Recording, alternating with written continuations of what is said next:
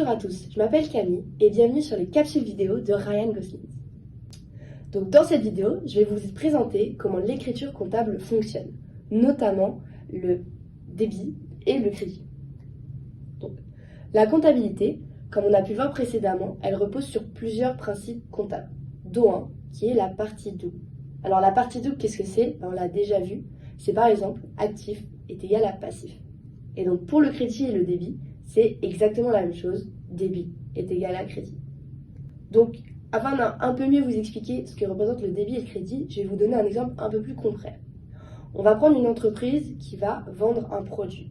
Donc, lorsque cette entreprise réalise ses opérations, c'est-à-dire qu'elle va réaliser ses ventes de produits quelconques, elle va les traduire dans sa comptabilité avec ce qu'on pourrait assimiler à un effet miroir. Alors cet effet miroir, qu'est-ce que c'est? L'entreprise reçoit de l'argent de son client. Ça veut dire que son client l'a payé. L'entreprise vend ses produits à un client, le client reçoit les produits. Et donc ça, c'est l'effet miroir caractérisé par le débit et le crédit. Donc, comme vous pouvez le voir, là où il y a un débit, il y a un crédit, et vice-versa. Il s'agira toujours du même montant afin de maintenir l'équilibre du bilan, d'où débit est égal à crédit.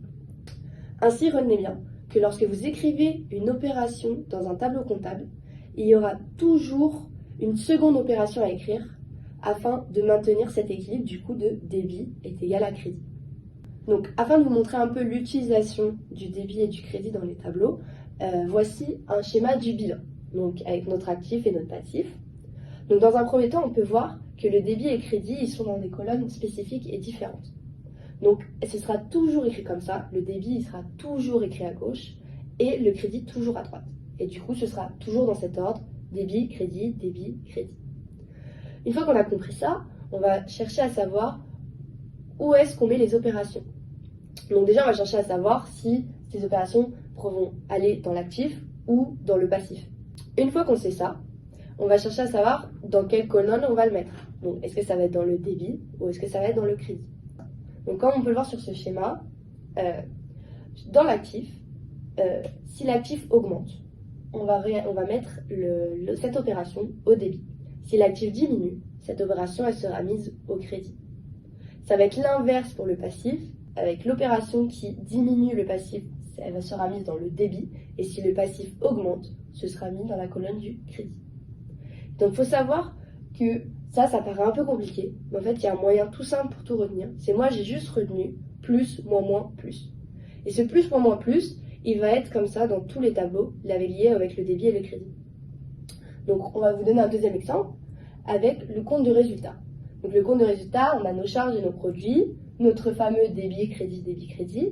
Et comme vous pouvez le voir, il y a aussi le plus, moins, moins, plus. Et ça va être exactement sur le même principe. Si les charges augmentent, on met au débit. Si les charges diminuent, ce sera au crédit. Si les produits diminuent, ce sera au débit. Et si les produits augmentent, ce sera au crédit.